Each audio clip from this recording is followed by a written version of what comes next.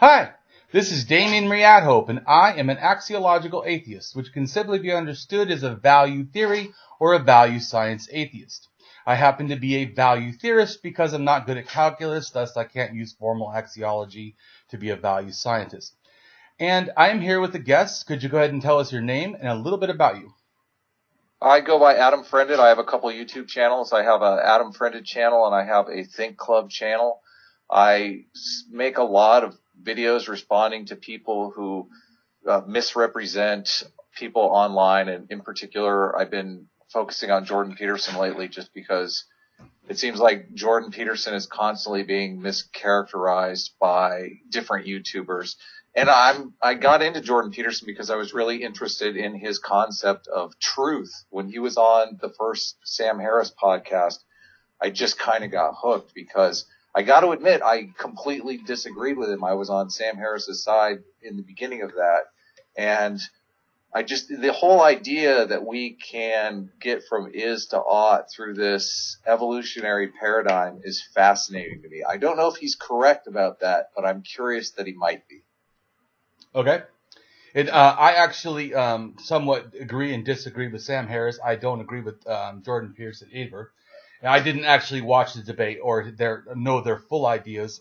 I did read the Moral Landscape. I was appalled from the beginning because as an axiologist, he talks about morality and value, and yet there never mentions axiology, which is one of the three sciences that are used in research and have been proven to in a book called The New Psychology of Axiology, which basically proves with a study across the world of how people actually process and think values, and showed that we use different kinds of axiology, but as a human race, no matter if you're from Japan or Germany or France or England or the America, which I think were the main ones that it tested, maybe Australia too, that we all have a general type of thinking. The reason that was explained in the book called Explaining the Central Question, which was about a neuroscientist who's also an axiologist proving that actually our brains think in value structures, which is explained by axiology.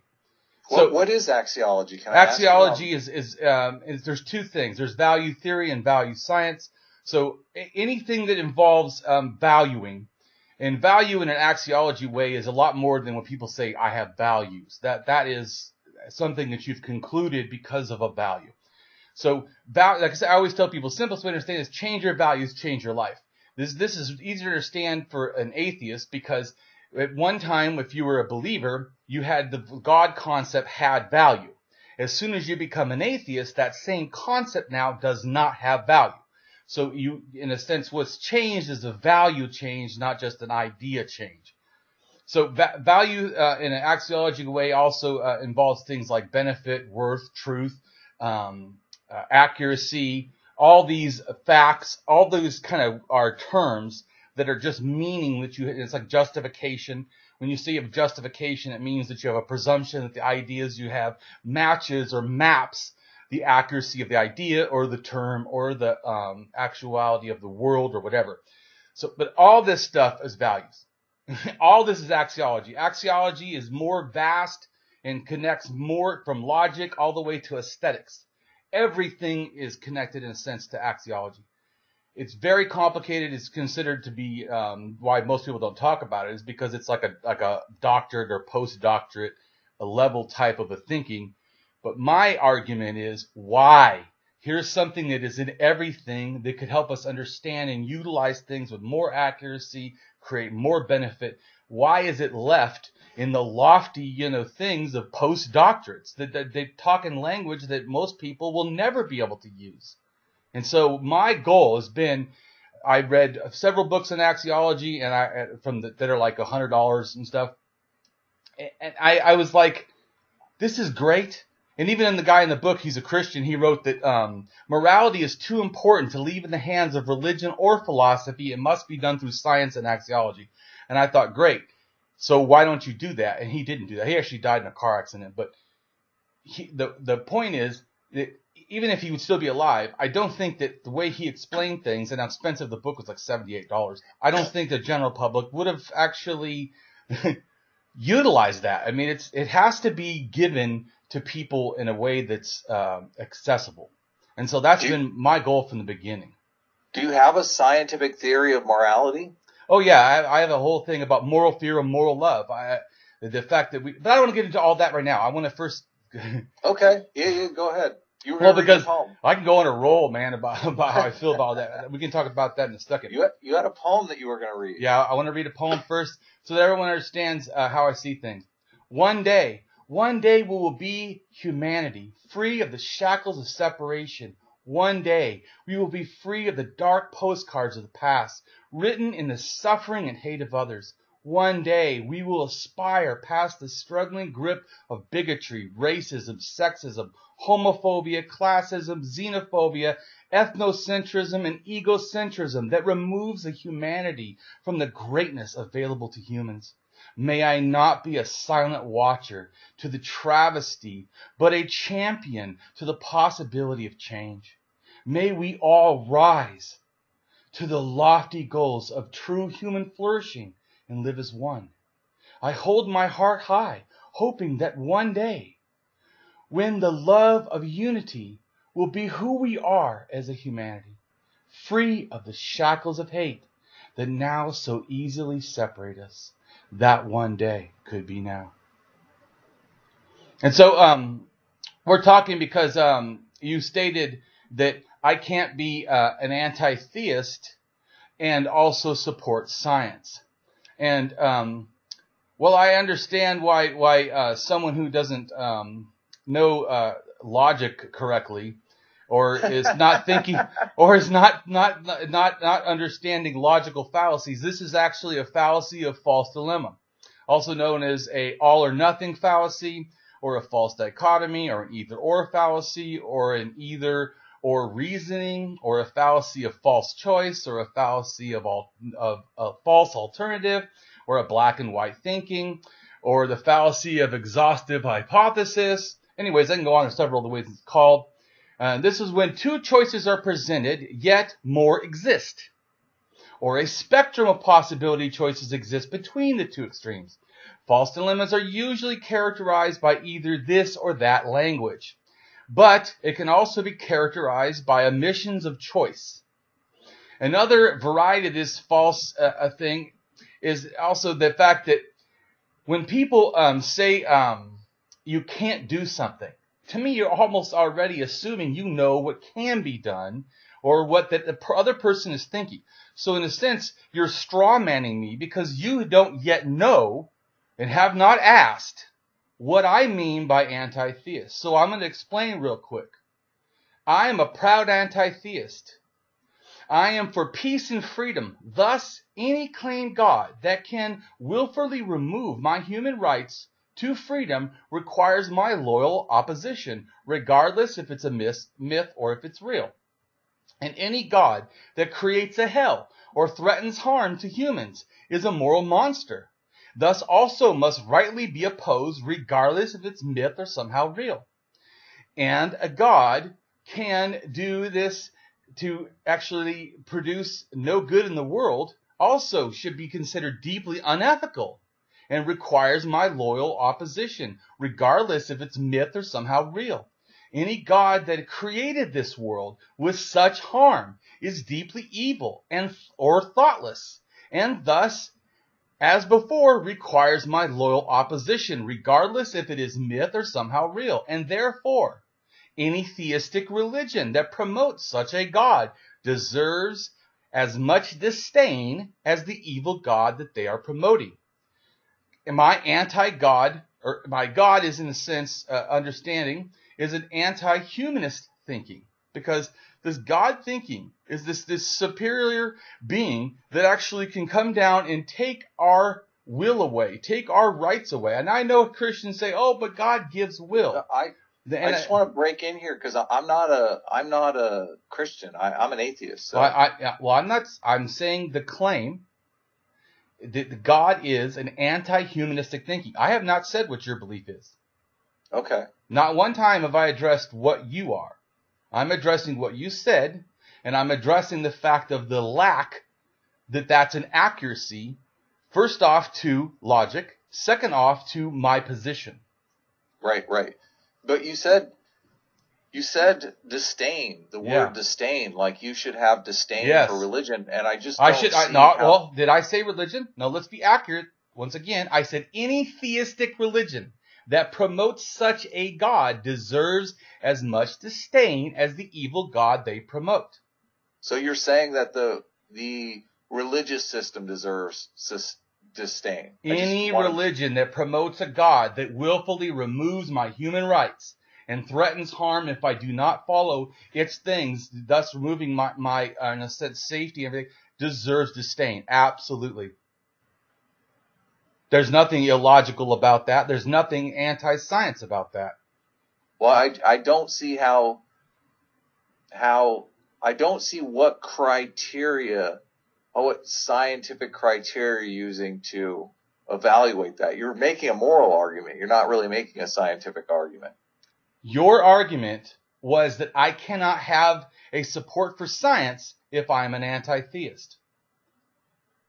You're making, not me, making the argument that you cannot be an anti-theist, have a moral argument, as you said, and then be a science. So you're the one, not me. And this could be a problem of Twitter. My position is really that anti-theists are ignoring a lot of the relevant scientific data on the secular utility of religion. Are you saying that we have to have religion? Because you're saying secular utility. I could say that a gun has utility, but that doesn't mean I should bring it in school and then have kids play with it. So you're once again, you're creating a false dichotomy because you're saying two things that actually do not have to relate. And there's other alternatives to what you're saying. Can you steel man my position? Do you know my position? I know it as you stated it, and I'm showing it as you stated, just like before, and then right now, you're stating it falsely. That's what I'm saying. Because you're saying that an anti-theist is somehow regarding the utility of religion. You're saying, but this is false, because I am against theism. I am against religions that promote theism. You're saying, but hold on. I already explained to you why. I showed you that a God that removes my human rights is an immoral being, and I have every right as my own human rights, which is even a declaration of the United Nations, Article 1, that every human is born with freedom and was born with human rights and dignity. So a God that can violate that, a God that can violate that deserves my disdain, and any religion that promotes that or person that promotes that deserves my disdain for that promotion. You're saying that you tried to throw in that there could be a utility. Well, so can there be for a gun. But you're acting as if it has a universal utility. Saying it could do good is not the same as it is good. See, this is the same thing as if saying that, well, Hitler actually promoted anti-vivisection, the in a sense, science use of animals. But yet he used humans. So we can't call him good, even though what he did was good for animals. He loved dogs. Absolutely loved dogs. I'm sorry, Hitler's not a good person. In other words, you're saying because there's a utility for Hitler's ideas. In fact, there's another utility for Hitler's ideas. He actually created fake skin by burning humans alive. He figured out, in doing tests like that, how to make fake skin. We now use fake skin that he did. So he benefited the world by his thing. Although he's not good. Well, we agree that Hitler is evil. That's an easy one, right? I want to invoke Godwin's law and claim victory for this debate because you were the first to bring up Adolf Hitler.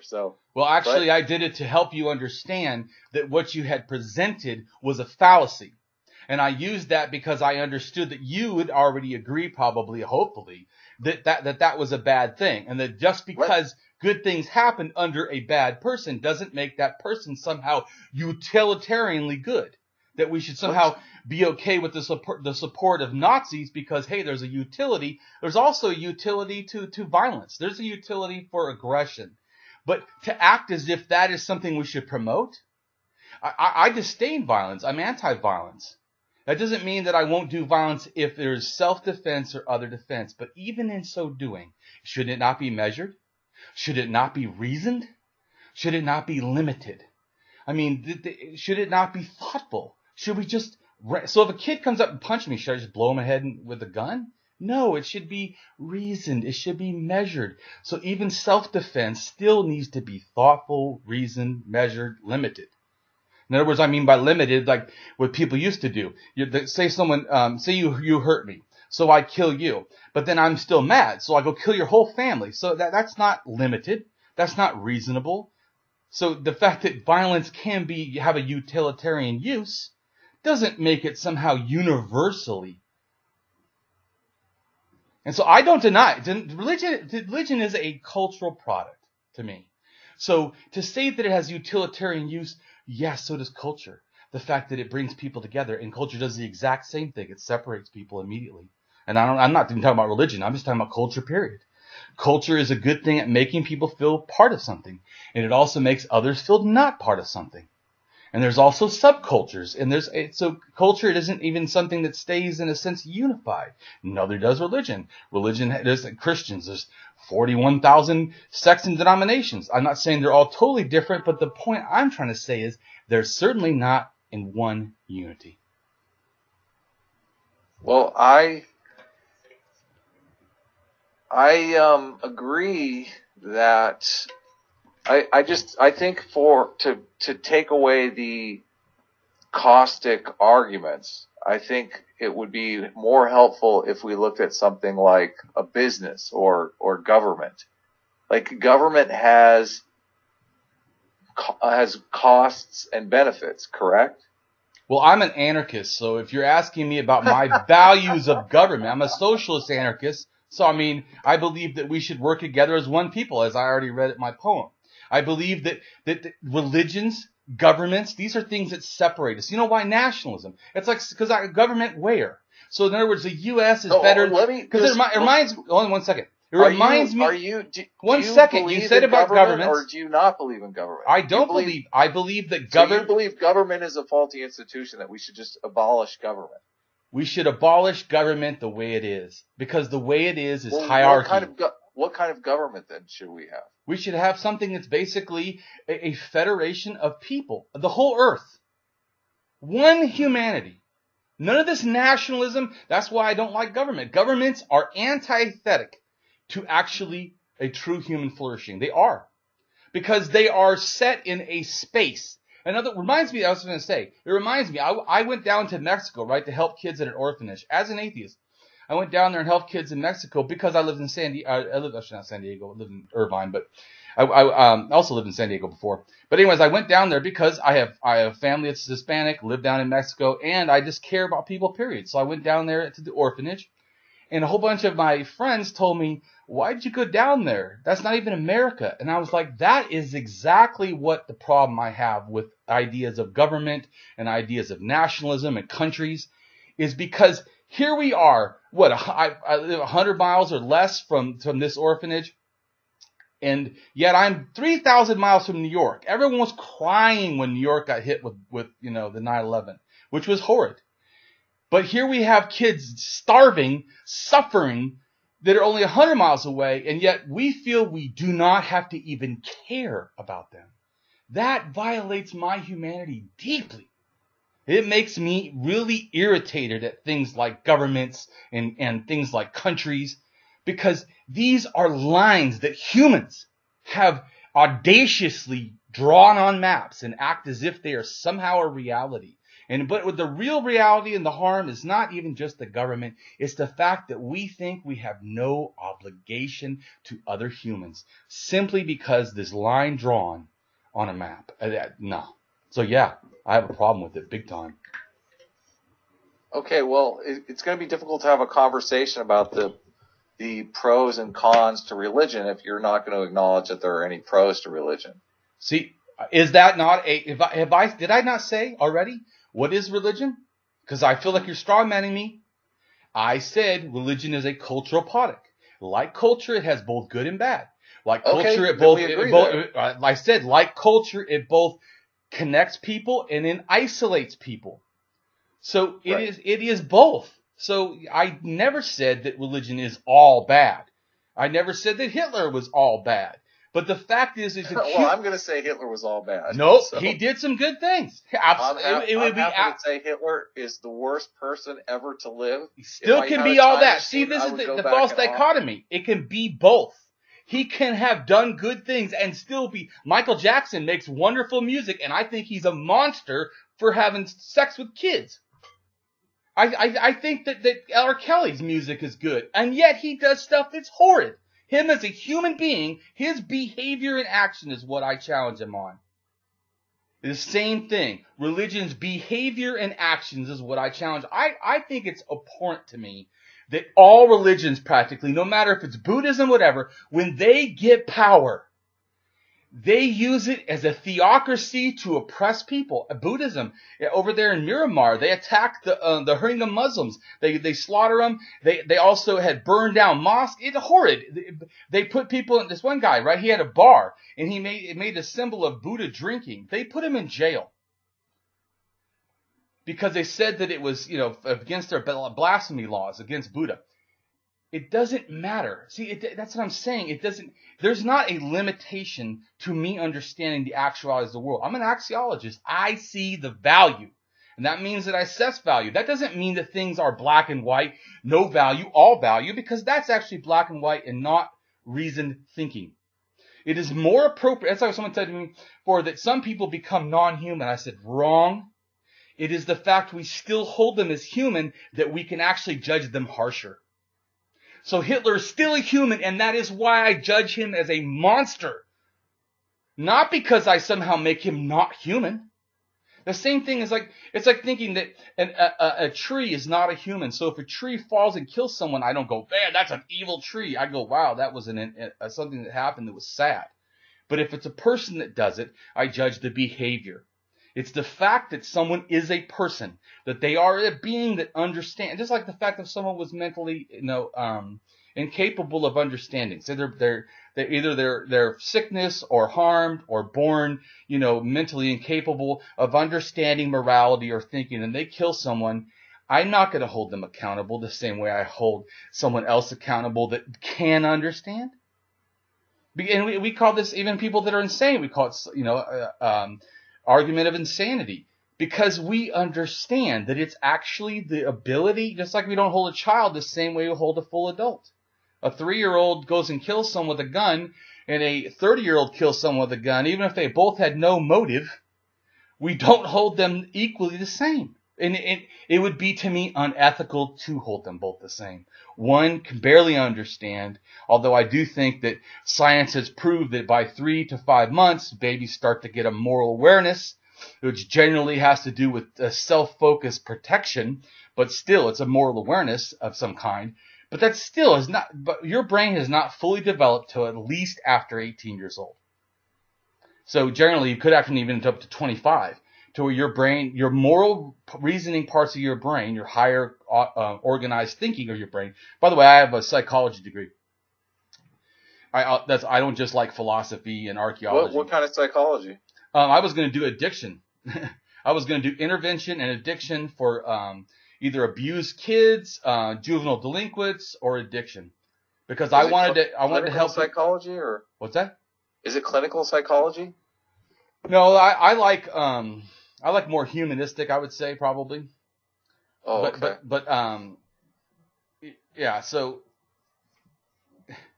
well, because I would say some of it's REBT, rational emotive behavioral therapy, or CBT, cognitive behavioral therapy. I like those approaches. I also like person-centered therapy or client-centered therapy, which is more Carl Rogers and humanism. But I think he's too much into woo-woo to me than not enough science.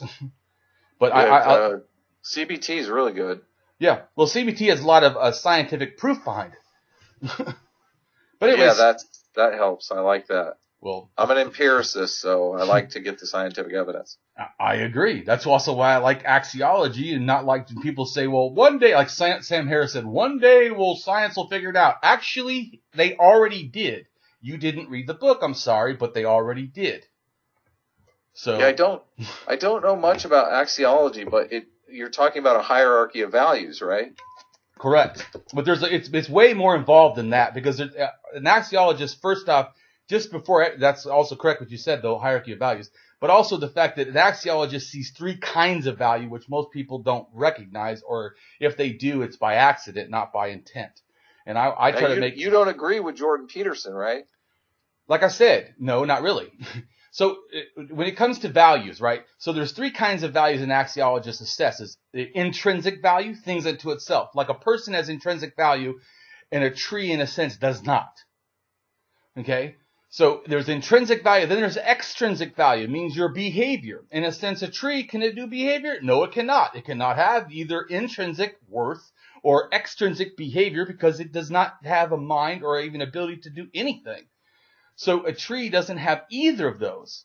Systemic behavior. Systemic behavior has to do with behavior through time, or its production of what you do now, in a sense, affects later, or has a more long-term effect. Like bigotry. Bigotry's effect sometimes, like say someone says a bigoted joke, and it doesn't hurt that specific person, but in time, that kind of a joke being out there actually erodes the safety, the well-being of people that are being oppressed. And so also, do you mean bigotry, or do you mean racism or sexism? Because bigotry just means like an inflexible position. Technically, an anti-theist could be described as a bigot. Well, there's all kinds of forms of bigotry, but yes, all forms of bigotry, in a sense, can be a form of that leads to oppression. So bigotry, in the general sense of what I'm using, it has to do with forms of oppression, forms of So oppression is really what you're concerned with. Well, I am concerned with people being bigoted in an unreasoned way, because I think that alone is a problem. I'm for reason. Reason is my only master. What would an example be of bigotry? Of bigotry?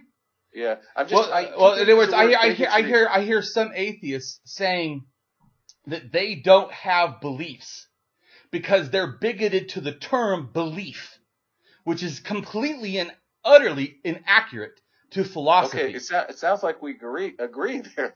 But it's inaccurate to philosophy, because actually to say you don't have beliefs is itself a belief. Yes, yeah, it is. So to me, it's a bigoted.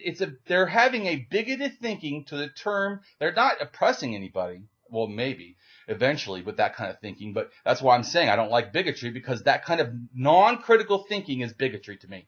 It's a form of just applying things inaccurately to other things, which also to me goes with generalizations. People love to generalize. Why? Because we're not good thinkers, because we don't like to actually stop and rationalize and think. We also like my side bias. We like whatever sounds good to us because it feels good. So I don't like any of that. I think all of that is against good reason. And I am a rationalist. I'm not a skeptic. I don't doubt things unless it's reasonable to doubt them. And thus, I'm still appealing to reason and not doubt.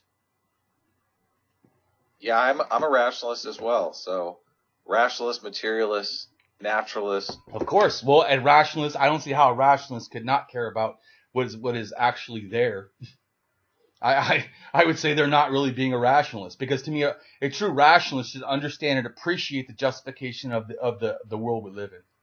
Well, this is why I'm somewhat against the anti-theist position, is because I don't feel like they've made their burden of proof.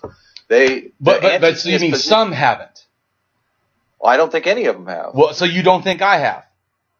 Well, the burden of proof is very high. Your burden of proof is you started with a fallacy. I explained to you the reasons why. Well, let's make sure you brought another fallacy. The position I'm saying anti-theists are making is that the which is a globalization generalization, which almost starts out as a fallacy to begin with. Let me just ask you. As if there's hold on a second. As if there's one uniform kind of theism that you can just blanketly say, but all theists, all anti-theists, right? Are all theists the same? Are all anti-theists the same? If you say yes to either, you yourself have just owned a fallacy. So don't tell me, hold on a second. Do not tell me, I know, but don't tell me that I'm wrong when you yourself have done nothing but support your ideas with fallacies. Seriously. You're going to make me upset. Let me ask you your position. Do you believe the world would be a better place without religion? Yes, I do. Okay. Let me finish my answer. My definition. Let me finish my answer first. Let me finish. You asked me a question. Don't stop me. Okay, go ahead. I'm going to make it quick. Religion is organized lying. Right. There we go. This is your reason why you believe the world would be a better place without religion. Because of three things. Religion promotes, all religions, they promote pseudoscience, pseudo-history, and pseudo-morality. Because they do that. You. That's me. Okay, so my position is that an anti-theist is simply someone that believes the world would be a better place without religion. So I'm saying anyone who believes that, I'm categorizing as an anti-theist. You yourself have said you believe the world would be a better place without religion. And I justified my why. Right. If you have a problem with my why, I want to hear why it is okay to have pseudoscience promoted, pseudo-history promoted, and pseudo-morality promoted. If you can say that, then you have addressed my personal argument. You can't just blanketly somehow justify against all anti-theists. If you think you've done that, it's a fallacy. You're accusing me of the ecological fallacy is what you're doing. And that's why I just want to be clear here. The ecological fallacy is trying to say because a group has an overall... There is no overall anti-theism. No one gets a book, and you are strawmanning the term. You said, I see it as... And then you are strawmanning that. So no, go ahead though. How is it strawmanning? Because you defined. If you are defining an entire group of all thinkers, then you are strawmanning. Because I already told you that you got to admit all theists cannot be addressed the same. Correct? All anti-theists cannot be addressed the same. All atheists cannot be addressed the same. If you are doing that, sir, you are doing a fallacy. You can, though, if you're defining the group by a certain and defining it in your own interpretation is a straw man. Well, we can call it whatever you like. Well, I could call it that, and I know what it is, and that's a logical fallacy. And to intentionally use a logical... You just said that you think the world would be a better place without religion. That's my personal feeling. And then the question you should have is why. And then you should say, is that justified? That's how logic should work. And that's how good ordered thinking should work.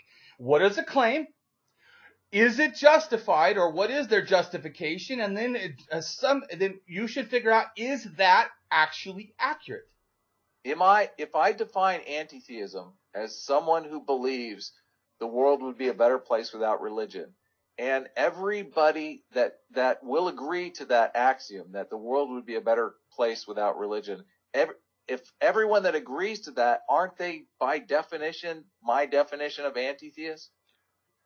No, because there are people that are anti-religionists and not anti-theists. There are people that are atheists that also have that view that could be maybe not be either. Anti-theism, if you look in the dictionary, anti-theism is the opposition to theism. Hold on a second. Let me finish. If you think it is the opposite, that's your definition, sir. That is not in the dictionary. Though? Is it logical to think that No, I already told you your arguments have not been logical yet. No, wait. If you think the world would be a better place without religion, that is a personal view. To being anti-theist. That is a personal view that you need to research why and then assess, is their claim of why justified. And if you can't say it is not, you have no right to first claim that you can. And if you can, then you need to address their argument. If you think the world would be a better place if there was no cancer, would it make any logical sense to be in favor of cancer? Cancer can be used sometimes in ways to affect other things. I think they use a cancer to actually attack AIDS. So once again, pro-cancer here, Damien. Come on. No, yeah, I am. They're using I think it's cancer and to actually go against the AIDS virus. Your assumption that, once again, if something can be shown as having a utility, that's not what your argument was, utility. So cancer has a utility. So we can use cancer to actually affect the AIDS virus. What you're saying is we don't like cancer to actually kill the mass amount of people that are died by cancer. Then, yes, of course I'm against cancer. I'm against a religion too, because it is a cancer. It is a lie. I'm against religion. I told you for 3 things, which I've not heard you try to attack yet. Pseudo-history, pseudo-science, and pseudo-morality. So when you can address those, then you've attacked my position. Well, I'm trying You're trying to generalize so it makes it easy for you, which a generalization is in a black and white thinking type of fallacy. I'm sorry, it does not. Well, it's not valid. No one has to. Are you not making a claim here, Damien? Aren't you making a claim? I am addressing your argument.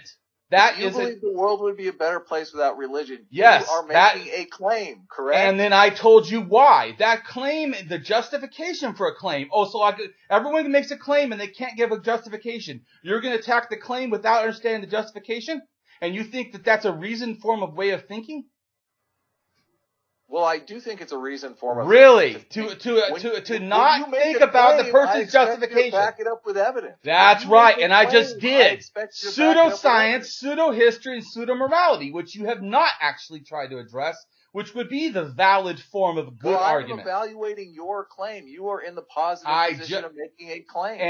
And every claim requires a justification. Do you not know that? Your claim requires a justification. I am not making a claim. Yes, you are. You said anti-theists say this, and because of this. You're making a claim about a claim. So yes, actually, you are. I'm saying anti-theists are making a claim. And then your claim about that claim, right? Your claim about the claim. I'm not making a claim. Yes, you are. You said if they do this, then this. So you're making a claim that it is bad because of this, which I explained to you was actually a logical fallacy. Hold on. What? You're making a claim about a claim. If you don't make a claim, then you have no argument. What is the claim that your argument is that because they do that, they're not following science. I'm sorry, that's a claim. Hold on. That is a claim. Let me explain my claim again. Say your thing, right? Your thing is that, I'm not trying to straw man you. Your thing is that if someone says that religion, right? Mm-hmm. You said if they say religion, we're better off if there's no religion, then your claim is they're an anti-theist. That's a claim. First claim. Second claim you make, you say then because of that, it's something else, which is a secondary claim. Your argument against the claim is a claim. So your claim is that you know what they are. Then your secondary claim is you know what that means, which is a secondary claim. So you have 2 claims to justify. Hold on. If a Christian says that I believe in God. So first address what I said. Hold on, let me finish here. Aren't you as an anti-theist just evaluating the evidence of their claim? When they say say it again, they say they believe in God, what do I say? See, once again, you need to do more asking. So if someone says they believe in God, you know what I say? What do you mean by God? That's what I say. I don't live as an anti-theist. I'm an axiological atheist. I value theory, value science, everything that someone says. You are evaluating the claim that they are making. I asked, nope, wrong. I said, no, how do I evaluate? I don't even know what they're talking about. My first thing when someone says they believe in a God is, what do you mean by God? Well, hold on 1 second. I need to just take a 2-minute break, okay? Yeah.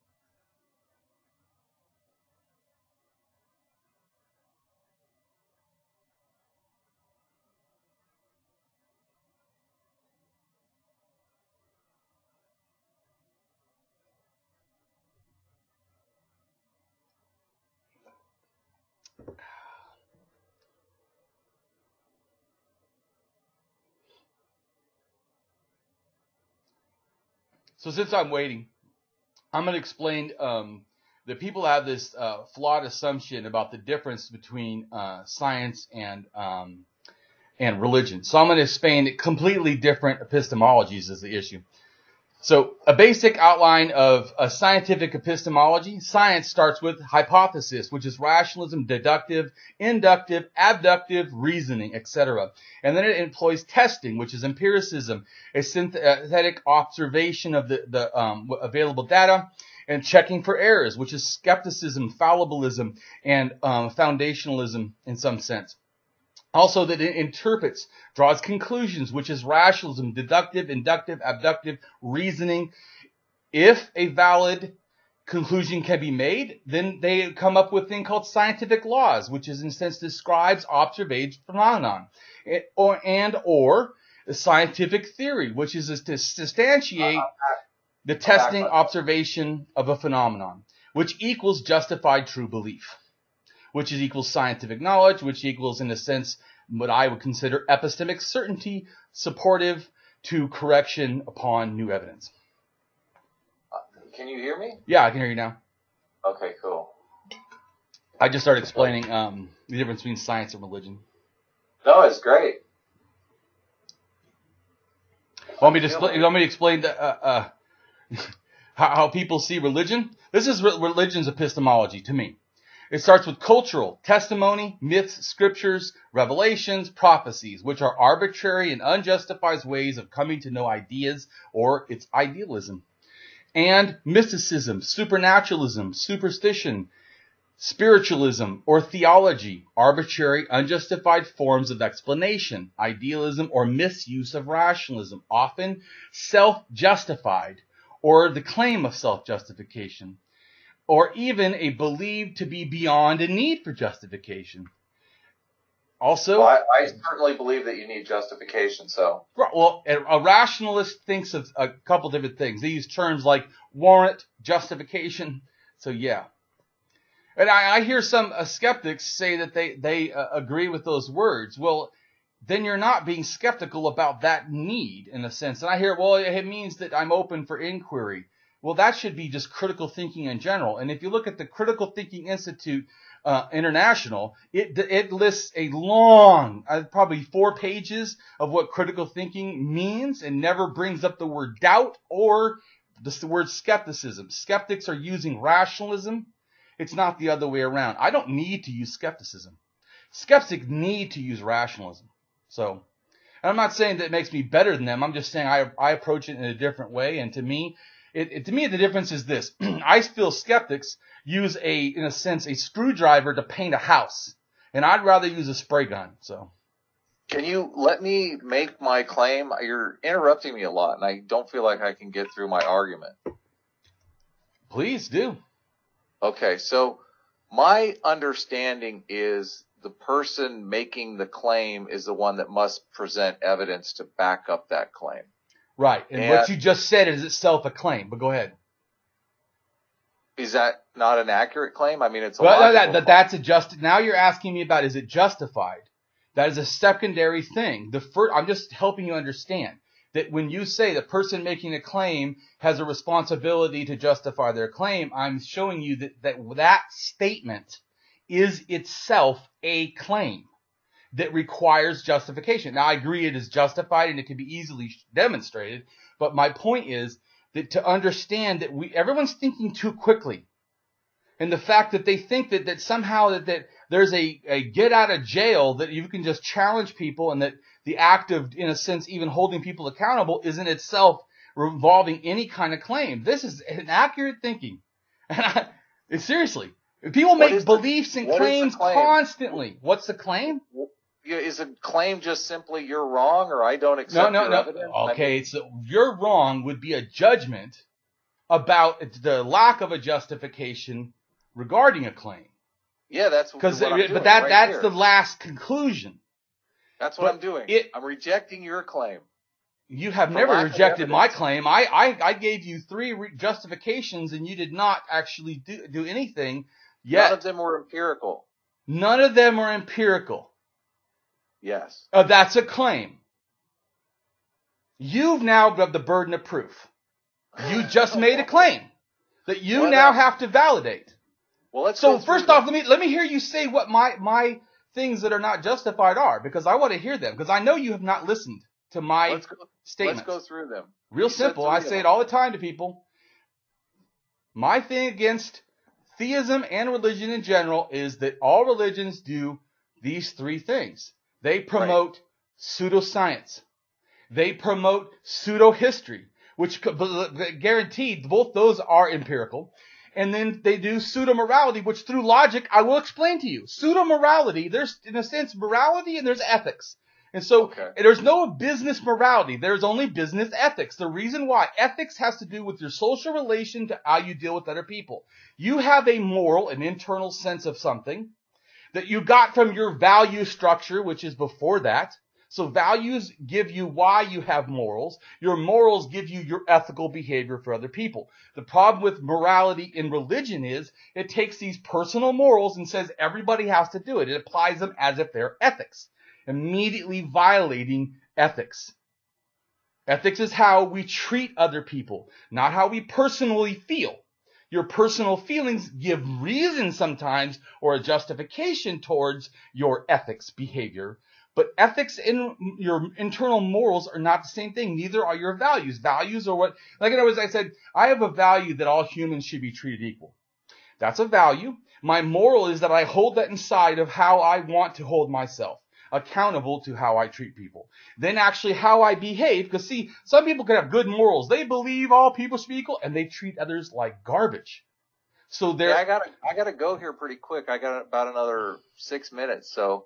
But so you see what I'm saying about morality? So all those, in a sense, can be explained. One, you're right about the morality one. You use the empirical world of actually how we behave. And I can tell you that if we treat people with kindness, it actually has been shown to help us beneficially. Also, compassion and kindness in the brain of others actually inspires them to be better people and to have more well-being, have less cancer, be less sick, us too. So there's actually a symbiosis of pro-social behavior. So when you say there's no, in a sense, empirical evidence for how we treat people, that's also inaccurate.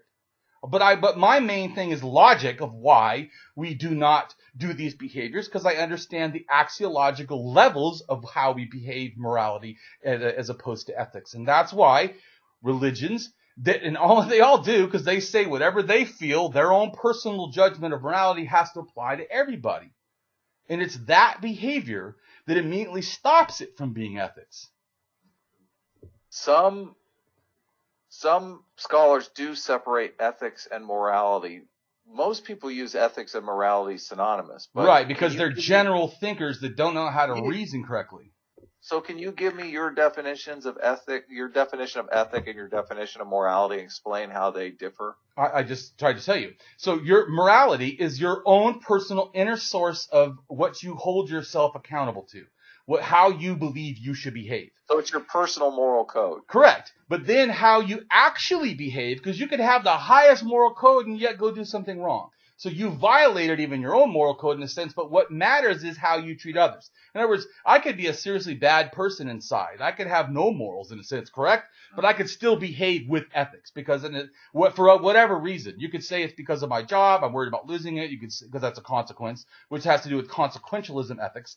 But in which most people actually run off of some form of that, or utilitarian ethics, are good for all. But the point is, though, all of it, in a sense, still runs out of two things. One is a personal, internal morals. The other is external behavior, pro-social ethics. So that's a big difference. And like I said, simply to understand is there's no business morality. There's only business ethics. Because ethics is how you actually behave. No one cares what you think. Here's how you have to behave, period. So you can actually have no morals and still be required to be ethical. And this has been a fascinating conversation. Do you want to ask me anything before we go? Do you have anything else to say? Promote your channel or whatever? Think Club is my main channel, and Adam Friended is my secondary stream channel. So you can find me on Twitter at Adam or at friendedforever.com. So. Right on. But I'm interested in talking about the secular utility of religion. So that's really what both my channels kind of focus on. I'm a moral psychology geek, so I'm super interested in moral psychology. well, you should go read my stuff and listen. I have a video about 2 hours, 2.5 hours with a doctor of formal axiology. So in a sense, he uses the calculus. He does what I can't do. I'm not good at math. I'm not good at math. I mean, I'm really good at axiology, but only as the value theorist or theoretical philosophy type of way.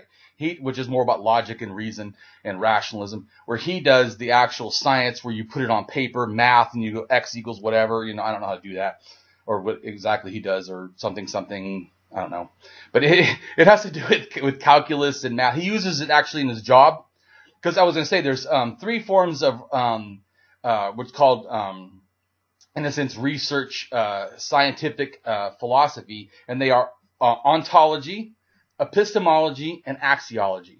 In a sense, the ontology, to make it simple for people that don't understand, ontology is the thingness of things. So when you're addressing the thingness of things, what is something? That's ontology, in a sense, how they do it. And then the other thing, epistemology, is like, how do you know what you claim it is?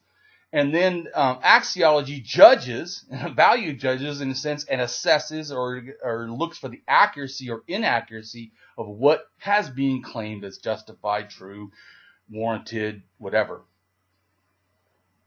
Well, cool. I'm gonna let you go. Let me know where are you gonna post this on your on your channel? Yeah, I'm gonna post it on probably like 10, 15 different places.